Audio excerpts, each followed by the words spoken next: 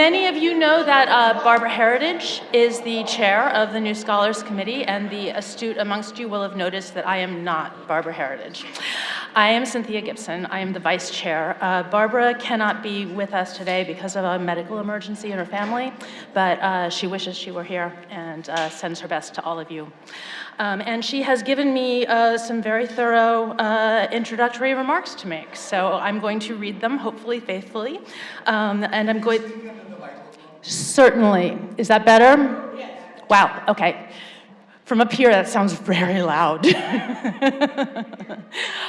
Okay, so I'm going to be reading Barbara's introductory remarks, and they're fairly extensive, so I'm going to go through them very quickly, because the more time we spend, the less time we spend on that, the more time we spend on the New Scholars, which is what we're all here for.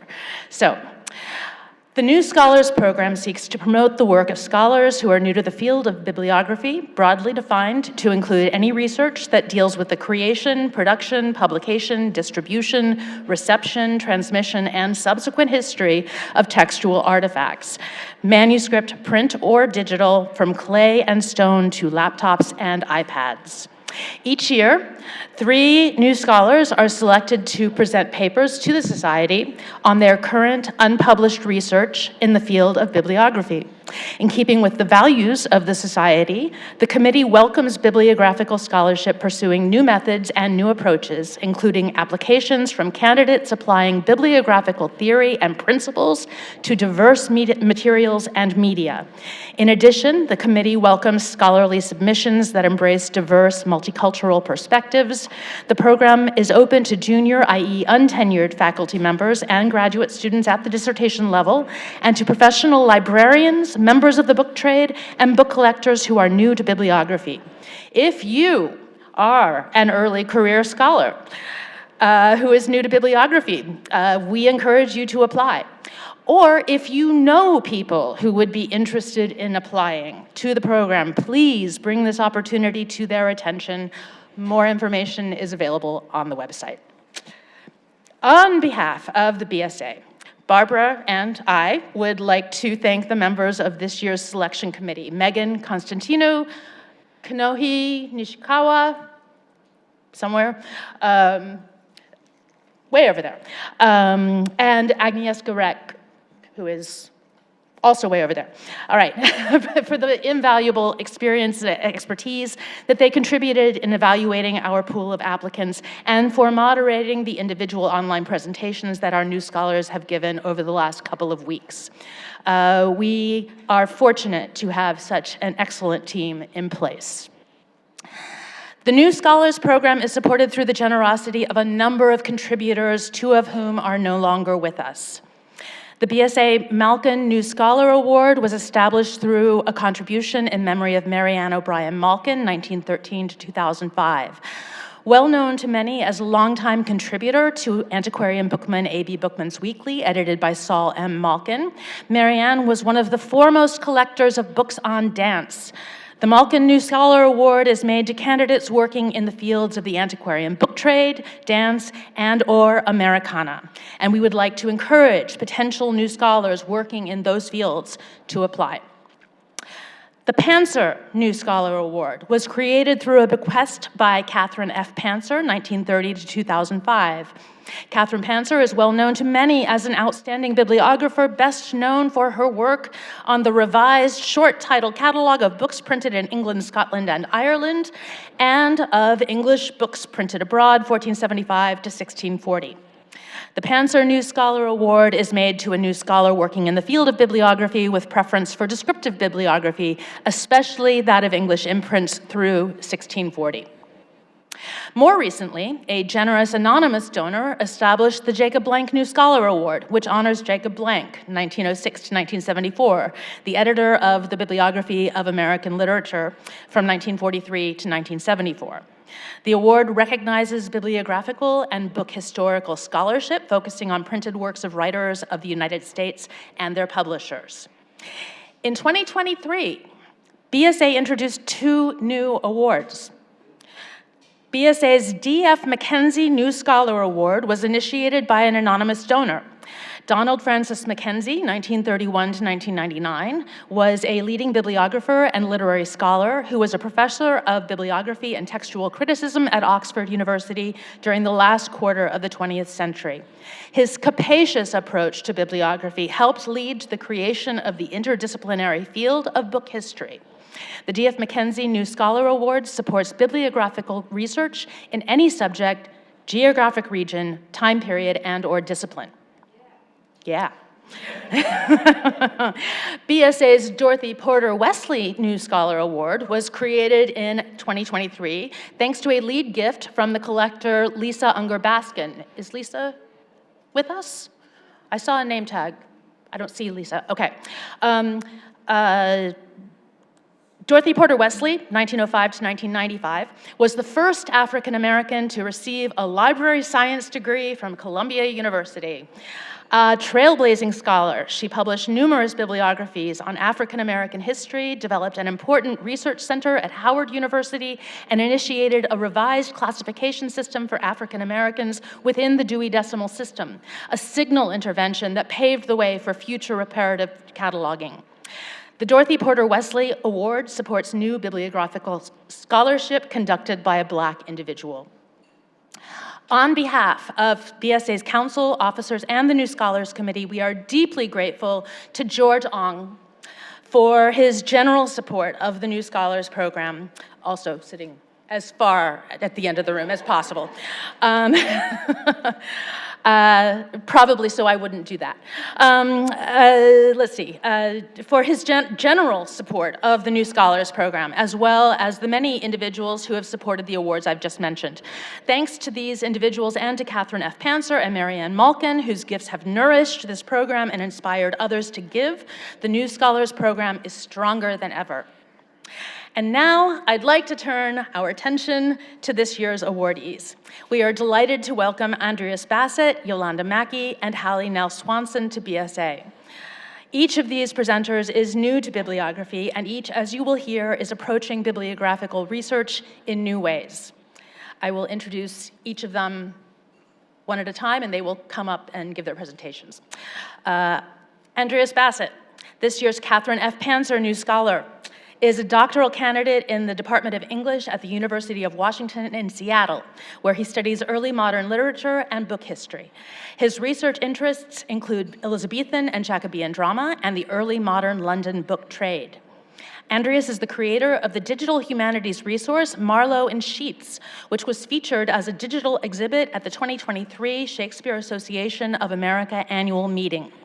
In January 2024, Andreas will complete a short-term fellowship at the Huntington Library. In fact, that within a few days in 2024, we'll complete a short-term fellowship at the Huntington as a W.M. Keck Foundation Fellow. His talk is The Typographical Evolution of Printed Play and Sermon Titles in the Early English Book Trade, 1590 to 1640.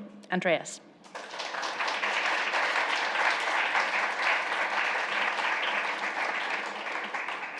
Well, thank you very much for having me and selecting me for this award. It's an honor and privilege to be here and to carry the Pantzer name. In 2013, the Papers of the Bibliographical Society of America published an article titled Converging Design Paradigms by Goran Proot, who at the time was the Andrew W. Mellon Curator of Rare Books at the Folger Shakespeare Library.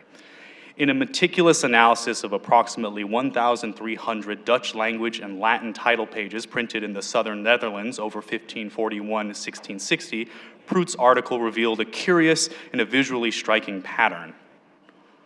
These title pages, over the course of a century, gravitated towards certain typographical design choices. For example, entire words set in full caps and italic rose in prevalence, while pilcrows and fleurons waned in usage.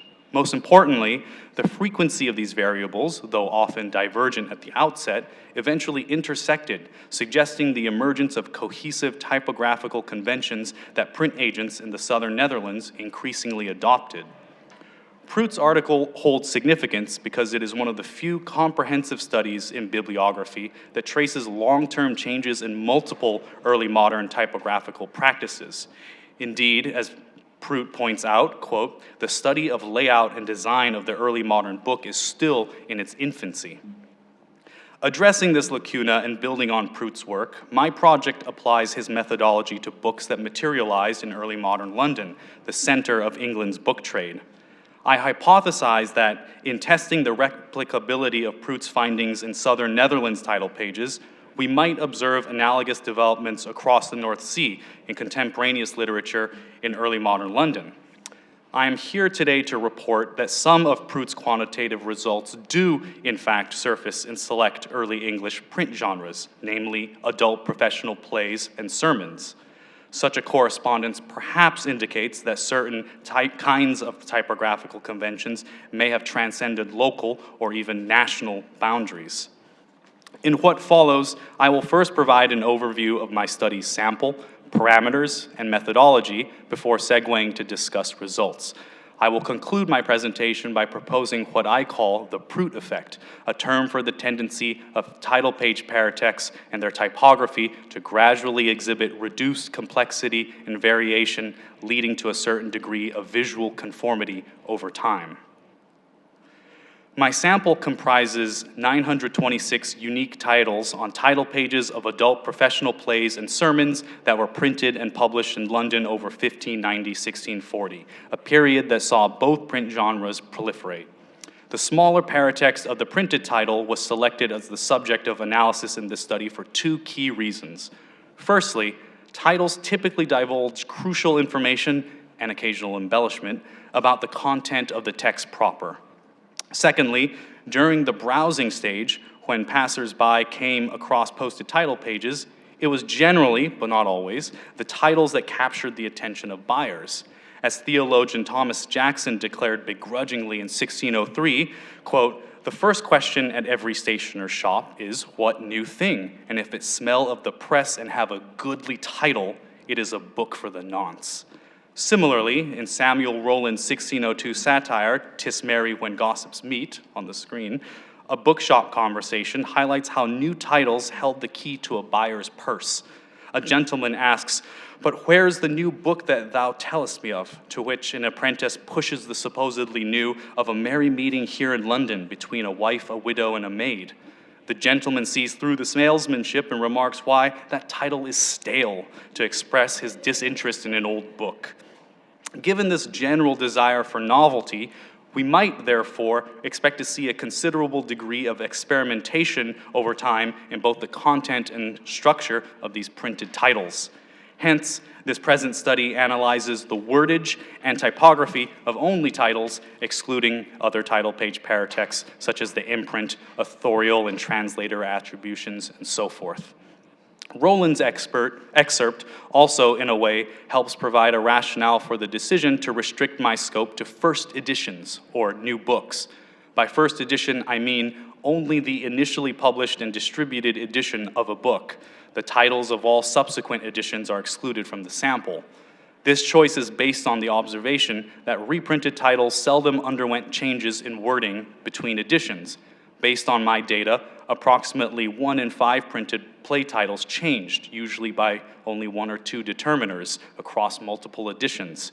If we consider this statistic as a kind of proxy for the general stability of title wording across editions, then the inclusion of reprinted titles might distort our view of how titles entering the London book trade evolved throughout the early modern period.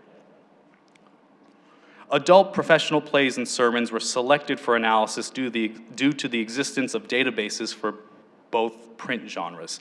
Alan B. Farmer and Zachary Lesser's database of early English playbooks, also known as DEEP, contains comprehensive paratextual and bibliographical data on all printed plays published in England, Ireland, and Scotland from the early 15th century through to 1660. A printed English sermon book archive for the years 1576 to 1640 was compiled by Farmer and Lesser for their collaborative 2005 article, The Popularity of Playbooks Revisited.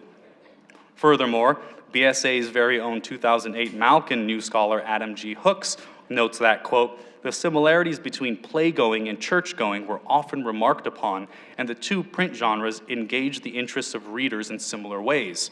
For example, the London Book Trade's established network of commercial playbills, single-page notices affixed to posts and hard surfaces promoting performances, arguably primed readers for the later transition of some public stage plays into title page adverts and print books. Regarding sermons, Catherine R. Evans has recently stressed that the pulpits from which sermons were delivered, quote, encroached into the city through book advertisements. Paul's Cross, the premier pulpit in the country in terms of exposure, was situated at the heart of the English book trade. So whilst people stood and heard sermons, they would have faced dozens of bookshops festooned with advertisements. Lastly, in accordance with the criteria laid out in Proot's work and for the sake of consistency, I've limited my sample to English language books that were printed and published as standalone or single editions in one geographic location, London.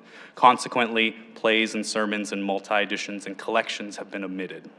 Having accounted for the sample and established the methodology, let us now turn to the results of the present study. The foremost observation to highlight is that, from 1590 to 1640, there is a gradual reduction in the word count of printed play and sermon titles. Each data point in the following two scatter plots represents one title. The slow decline of play title length seen here bottoms out in around 1620 and is settled by the 1630s. It appears as though verbose titles take approximately 2.5 decades to fall out of usage, giving way to a prevailing paradigm of brevity as indicated by the clustering of titles under 10 words between 1628 and 1640.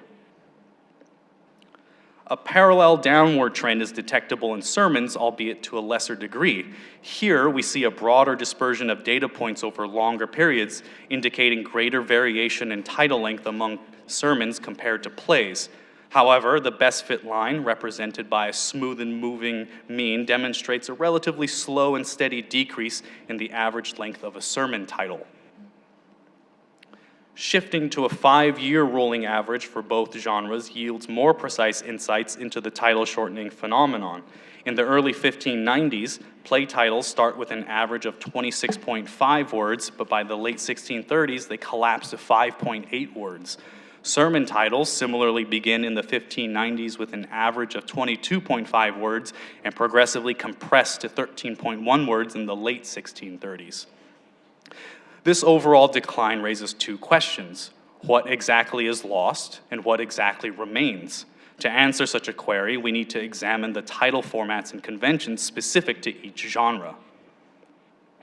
I identified 3 distinct dramatic titling formats that exhibited the highest frequency of occurrence and were particularly susceptible to the title shortening phenomena. First, all play titles have some form of what W. Gregg refers to as a proper title, that is, quote, a distinctive name given by the arbitrary choice of the author or another. Second, proper title genre flanks a generic marker to the former. Third, descriptions that elucidate standout features of the playtext, such as plot and character arcs. If we trace the occurrence of these naming conventions, it becomes clear that title shortening in plays really means the disappearance of descriptions and the concurrent emergence of standardized title formats. At the outset, half of all new play titles contain descriptions, but by the 1620s and 1630s, the vast majority no longer sport any kind of expository text. At the same time, the concise proper title and proper title genre formats increase in frequency to the point where they become the naming standard for plays, as both configurations account for 84.6, or roughly 4 out of 5 new titles published over 1635-1639. Sermon titles differ ever so slightly. Like plays, many sermons possess only a proper title, but sometimes lacking a proper title, an occasion record stands in as the de facto title. Descriptions of the sermon's content and the text proper are also a common feature. Once more, we find that title shortening in sermons is likely caused by a growing preference in assigning proper titles, coupled with a decline in the use of occasion records as titles and the decreased presence of descriptions. After an initial phase of adjustment over 1600-1610, much like play titles, these 3 titling formats diverge and then continue on their trajectories. To recap, by the 1630s, both play and sermon titling conventions appear to solidify into minimalist patterns. The majority of titles employ only a simple proper title, with or without a generic marker in the case of plays. The inclusion of descriptions diminishes significantly, and the practice of using occasion records as de facto titles becomes uncommon. But in terms of typography, what did these titles look like? That is to say, how did their type appear visually on the title page? And if there is relative consistency in the word configuration of these titles, might there also be a corresponding uniformity in their textual layout? Such a prediction may hold some water based on the following evidence. Figure 6 traces the mean percentage of whole words in full capitals. Both play and sermon titles start in the 1590s with only around 1/10 of their titles in full caps. However, after a 3 decades-long climb, full caps now constitute half of all titles. In the late 1630s, this upward trend continues in play titles, but decreases slightly in sermon titles. While full caps steadily come into greater use, figure 7 shows that the average percentage for whole words in italic decreases by roughly 50% for sermons and 75% for plays over 1590 to 1640.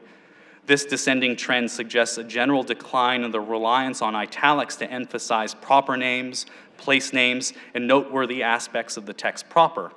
Another possibility is that the gradual reduction in title word count naturally led to the omission of proper names, place names, and smaller details that were normally italicized in English books at the time. Figure 8 reveals that broken words at the end of a line marked by a hyphen, while already rare in sermons and plays, both under 5% in 1590, virtually disappear by 1640. Proot refers to this word breakage as typographical discontinuity, and he finds a comparable vanishing of typographical discontinuity in Latin and Dutch title pages by the end of the 17th century in his 2015 article, Mending the Broken Word. All 3 factors taken together, it appears as though play and sermon titles, both of which progressively became less information-heavy, underwent similar typographical evolutions. They increasingly deployed full caps to pronounce half to 2/3 of their words, depended less on italic for accentuating key details, and opted to keep whole words intact by foregoing hyphenated line breaks. The resultant typical visual image of these titles was one of continuous aesthetics, with its pared down, streamlined wordage congruous with the typographical form in which it was contained. To conclude, my study has demonstrated that parallel changes in naming and typographical conventions, similar to those identified by Proot in early modern Southern Netherlands title pages, manifest in the titles of 2 print genres in the early modern London book trade. To speculate a little, it is as if, as plays and sermons matured as print genres, their various titling and typographical styles incrementally settled into more consistent forms, eventually solidifying into industry-wide standards. And as stationers, wittingly or unwittingly, reproduced and reinforced these conventional titling norms, perhaps readerships too developed an expectation for them when browsing title page adverts and perusing book covers. The increase in standalone proper name titling formats might indicate a preference among both stationers and readers for print titles to function as a type of market code, which could make differentiating between and identifying titles easier in a growing print marketplace. In the end, although there are some discrepancies between Proot's results and my own, notably the rise in italic in Proot's sample compared to its decline in mine, I believe both studies point to a general trend of typographical simplification and coherence over time. This trend may warrant the designation of a specific term, since it has now been observed in 2 early modern book trades in 2 countries. To this end, I provisionally propose the short term, or should I say proper title, the Proot effect. Thank you. Thank you.